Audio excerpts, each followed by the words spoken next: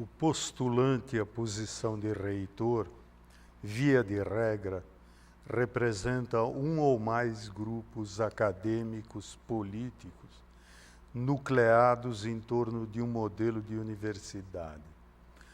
Qual projeto para a Unicamp a sua candidatura representa? Quais os principais rumos que a Unicamp deve seguir nos próximos anos? Explicite 3 a 5 pontos principais desse projeto. Então, em primeiro lugar, eu gostaria de gastar talvez os primeiros 20 segundos elogiando e agradecendo às entidades esse convite. Eu acho essa atitude muito boa, que permite, na época do processo eleitoral, uma ampla discussão de ideias. Eu acho que esse é uma das vantagens que a gente deve tirar do processo eleitoral, é a discussão de ideias, e as entidades estão promovendo isso. Então, eu gostaria de cumprimentar as entidades e elogiar por esse fato. Bom, passando a resposta rapidamente aí, eu diria o seguinte, professor. Na realidade, o projeto, ele é um projeto muito mais amplo do que um projeto de grupos. É um projeto de universidade que ele tem a ver com toda a universidade, de todas as áreas da universidade, de todos os campos da universidade. É um projeto muito amplo que prevê que a Unicamp vem trilhando um caminho adequado nos últimos 46 anos e que esse caminho deve continuar. E esse caminho é muito simples de especificar. Esse caminho diz que a Unicamp, nos últimos 46 anos, ela adquiriu o status de uma universidade de pesquisa e de caráter internacional. Isso quer dizer que ela faz um ensino de qualidade, uma extensão de qualidade, uma pesquisa de qualidade, e isso deve continuar. Para passar para alguns pontos específicos que seriam partes do programa, a gente poderia dizer, o nosso programa ele vai focar centralmente em graduação. Nós queremos rever currículo, nós queremos estimular a graduação, nós queremos estimular a atividade multidisciplinar. Eu acho que esse é o foco. Por mais que a gente diga que a universidade é uma universidade de pesquisa, e é mesmo, a universidade de pesquisa, o diferencial dela, ela faz um ensino vinculando a pesquisa ao ensino, e não faz ensino. Então isso precisa ficar muito claro. A universidade de pesquisa é uma universidade que faz um ensino diferenciado, e é esse o nosso projeto, a tornar cada vez mais o nosso ensino um ensino diferenciado. Eu acho que esse seria o foco central aí que nós vamos discutir. Não por acaso, na chapa nós temos junto aqui comigo o professor Marcelo Nobel, que foi pró-reitor de graduação, que fez um excelente trabalho, sendo reconhecido por todas as pessoas do campus como um dos melhores pró-reitores de graduação que nós já tivemos. Então a gente quer trazer esse projeto para a universidade e implementar isso. Ao longo da discussão eu vou abordar outros pontos específicos, mas eu gostaria de chamar a atenção que o ponto central do nosso programa vai focar na graduação. O foco vai ser a graduação. Nesse primeiro ponto eu gostaria de chamar a atenção para isso. A principal razão da elaboração da pergunta é explicitar aos candidatos a reitor que os 3 segmentos aqui representados, alunos, servidores técnicos e administrativos e professores, não aprovam candidaturas cujo objetivo é assegurar o poder.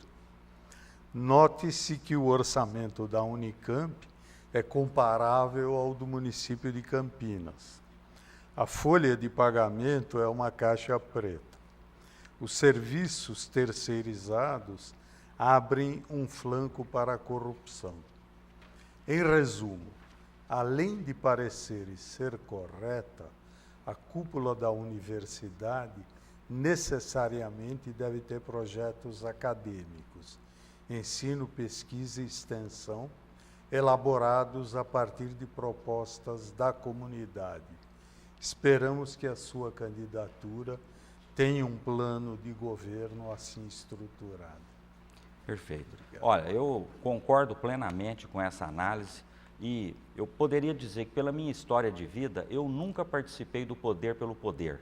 Eu sempre quis entrar, desde a minha graduação, eu fui do centro acadêmico, fui da Associação de Médicos Residentes, fui do Sindicato dos Médicos, depois eu fui representante no Conselho de Graduação da minha faculdade, fui coordenador de pós-graduação. Eu sempre quis participar para poder ajudar a melhorar a universidade.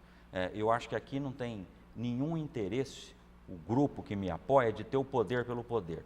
A gente quer assumir o poder para fazer o melhor possível para a Unicamp. Então a ideia é essa. Candidato, para retomar a relação docente-estudante de 1994, teríamos que contratar imediatamente 2.222 professores, pois o número de docentes diminuiu de lá para cá e de estudantes aumentaram. Isso causa uma série de problemas para os estudantes, como, por exemplo, reformas que adaptam os currículos e as modalidades ao problema da falta de professores, como nos casos da FEA, da FEM, do IFISH e do IB, prejudicando a formação. Como o senhor pretende resolver essa situação no curto prazo? Olha, essa questão de contratação de professores é um ponto central e muito importante aqui. Então, vamos deixar claro também que aqui nós vamos dizer duas coisas fundamentais que eu acho que vai nos balizar em toda a nossa argumentação, em tudo que vai ser dito aqui. Nosso compromisso é com a verdade e com a ética. Não pode ser um compromisso populista de vir aqui apresentar propostas que possam agradar as pessoas, mas que não são factíveis de serem feitas. Então, nós temos que trabalhar dentro de uma realidade que é o orçamento da universidade. Podemos dizer que em 94 não existia maturidade suficiente para se saber que dá para se fazer uma universidade com muito mais vagas e talvez com menos professores do que se tinha na época. Eu acho que nós não vamos voltar a ter a realidade de 94 e ninguém vai nos garantir que a realidade de 94 é a melhor possível. Eu diria que essas realidades elas são dinâmicas. O que nós precisamos ter é uma relação professor-aluno razoável. E eu diria aí, isso é individual por curso. Não dá para a gente fazer uma extrapolação geral para a universidade. O que vale para um colégio técnico não vale para o IFISH, o que vale para o IFISH não vale para a área da saúde, o que vale para a área da saúde nem sempre vale para as engenharias. Então nós temos que respeitar especificidades, entender os problemas dos locais e procurar ajudar. O que eu acho que é animador é que, ao longo do tempo, nós tivemos um comprometimento com folha de pagamento de aposentados que era muito baixo quando se fez a autonomia. 2,5% da folha era comprometido com aposentados, isso em 89. Hoje, nós estamos com 23%, 24% de comprometimento com aposentados na folha. Isso significa que nós estamos muito próximo do platô, que é entre 26% e 30%, que nós aprendemos ao longo do tempo, que é esse o platô da USP. Chegando a esse platô, nós podemos fazer a reposição quase que automática. Uma aposentadoria vai significar reposição. Então, no caso de docente, não só a aposentadoria compulsória vai ser reposta, e ela já vem sendo reposta nos últimos anos, mas eu diria que, com grande probabilidade, nós vamos conseguir repor todas as aposentadorias e ainda assim fazer um plano de crescimento. Se nós vamos atingir o número de 94, eu não sei dizer. Provavelmente não, porque a gente há de entender que nós evoluímos, nós amadurecemos, o mundo mudou, a maneira de ensinar mudou, e isso tudo tem que ser levado em conta. Hoje nós temos maneiras modernas, eu acho que essa revisão que a gente quer fazer na graduação vai implicar muito isso. Então, eu acho que essas coisas são importantes, mas o que é animador é a perspectiva que a gente tem de fazer as reposições pelo comprometimento da folha com os aposentados, que tem atingido, chegando muito próximo do platô nos últimos tempos. Atualmente, a Unicamp, quando da elaboração do orçamento, define um número de vagas para contratações de novos docentes, incluindo reposições das aposentadorias. Definido esse número, é passada a tarefa para a Comissão de Vagas Docentes fazer uma proposta de divisão entre as faculdades e institutos. Essa política não leva em consideração, da forma como deveria, as verdadeiras demandas das unidades de ensino. Na nossa visão, o que deve ser feito é um estudo profundo das reais necessidades de contratações a curto e médio prazo por todas as unidades e, com base nesse estudo, elaborar um plano de contratação docente, visando no menor tempo possível sanar essa demanda. Esperamos que o candidato se comprometa com esses princípios. Não tem dúvida que esse é o melhor princípio. O que eu estou dizendo é que nós temos que entender e respeitar a realidade de cada local.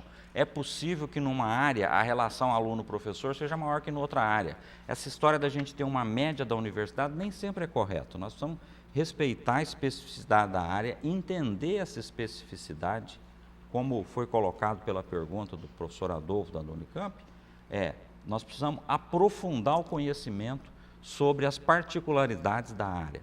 Eu me comprometo a fazer isso, eu acho que nós temos que rever amplamente o processo de contratação na Unicamp, eu não tenho dúvida disso. Eu acho que esse é o ponto central e essencial.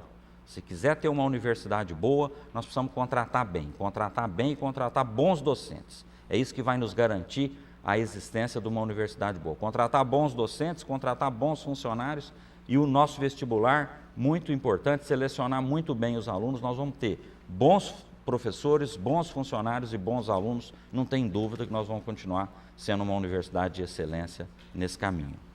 Candidato, em 2006, os funcionários da área de saúde eles foram surpreendidos com um aumento de 1/3 da jornada de trabalho sem aumento dos salários. Esta medida teve influência direta no aumento do estresse e do adoecimento do quadro funcional, composto em sua maioria por mulheres. O senhor se compromete com o restabelecimento da jornada de 30 horas semanais ou, como no caso da enfermagem, vai manter a postura da atual reitoria e esperar que o Congresso Nacional obrigue a esta redução de jornada?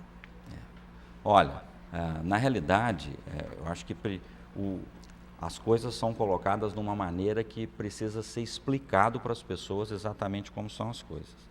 As pessoas foram surpreendidas por ação do Ministério Público. Não partiu da universidade. A universidade foi obrigada a fazer um acordo onde assinou o reitor e o presidente do sindicato. Eu tenho esse documento e digo aqui, o reitor era o professor Tadeu e o presidente do sindicato era, eu vou chamar pelo apelido aqui, o nosso amigo Kiko. Eles assinaram um acordo, então ninguém foi surpreendido. O Ministério Público mandou-se fazer isso. Quando se manda cumprir a lei, você tem que cumprir a lei. Nós vivemos num regime democrático que tem que se cumprir a lei. E não cabe a um candidato vir aqui fazer populismo e dizer que vai criar o melhor dos mundos para as pessoas sem possibilidade legal de fazer isso. Isso seria iludir as pessoas. Eu não vou fazer isso. Eu já disse que o meu compromisso é com ética e verdade. E a verdade tem que ser dita. Infelizmente, nós não temos segurança jurídica para tomar essa atitude. Mas eu digo o seguinte, eu acho que esse é o regime correto. Eu acho que o regime de 30 horas para a área da saúde, e eu digo isso com muita tranquilidade, com muita segurança, porque eu trabalho há 26 anos na área da saúde. Eu sou um professor que eu estou presente na sala de aula, mas eu estou presente na enfermaria, estou presente no ambulatório. Nesses 26 anos de atividade, eu nunca tirei os pés do Hospital das Clínicas. Então, eu trabalho lá dentro, eu sei a dificuldade que é, eu sei como aquele pessoal se sacrifica. E eu gostaria de ajudar esse pessoal, que eu estou muito próximo deles e acho que essa é uma atitude decente que a reitoria deveria tomar. Só que, mesmo atitudes decentes e corretas, elas precisam ter base legal. Se você não tem base legal para fazer uma coisa hoje, qualquer pessoa que está andando em qualquer calçada do nosso país pode te processar. A ação pública civil é uma coisa que a nossa Constituição, graças a Deus, permite que se faça, que você pode processar qualquer dirigente responsável. Nesse sentido, o reitor tem que tomar muito cuidado para que ele tome atitudes corretas, humanistas, muito bem intencionadas, mas que também tenham base legal. Então, por exemplo, para o serviço social, nós temos uma lei. Respeitamos 30 horas, não tem problema nenhum. O problema é que se eu passar a enfermagem para 30 horas, o Ministério Público vai me dizer duas coisas. Ou se reduz basicamente o salário para 30 horas também, isso as pessoas não querem, tá certo? Ou se mantém como está e não se mexe no salário. São essas as alternativas que eles nos dão e é isso que foi assinado no acordo. Então, o meu compromisso, eu diria, eu acredito nas 30 horas, eu apoio as 30 horas, eu acho que isso está corretíssimo e gostaria de ter segurança jurídica para aplicar ela. Com segurança jurídica eu vou aplicar. No momento, não há segurança jurídica para se aplicar o regime de 30 horas. Candidato, ainda sobre a pauta das mulheres, o senhor pretende dar cabo ao processo de credenciamento junto ao MEC da DEDIC, Divisão de Educação Infantil e Complementar, como equipamento de educação? Isso já garantiria a jornada de 30 horas também para as professoras. Perfeito. Eu acho que realmente eu tive vendo as reivindicações, tanto dos funcionários quanto do pessoal da área da DEDIC. A DEDIC é uma área que vai merecer uma atenção especial. Ela já tem merecido, mas sempre essas áreas importantes e que crescem, elas merecem cada vez mais atenção especial. Algumas reformas vão precisar ser feitas lá, e essa questão é uma questão que eu considero fundamental. Nós temos que encarar ali como uma área, não só de receber as pessoas e de lazer para as crianças, mas como uma área de educação infantil. E nesse sentido, eu vou querer fazer o credenciamento no MEC, sim, eu acho que isso é correto, eu defendo isso, vou apoiar isso, vou andar atrás disso. Então não tenha dúvida que eu acho que essa é a atitude correta. Precisa aumentar funcionário lá, vamos aumentar. Lá, o que precisar ser feito, vai ser feito. Porque eu acho que é uma área essencial, que eu acho que é uma área que as pessoas tendo os filhos muito bem cuidados, elas vão trabalhar com mais tranquilidade. Então todo o apoio à DEDIC vai ser dado, no caso da gente ser eleito reitor, nossa reitoria vai se preocupar com isso, que isso é uma preocupação fundamental.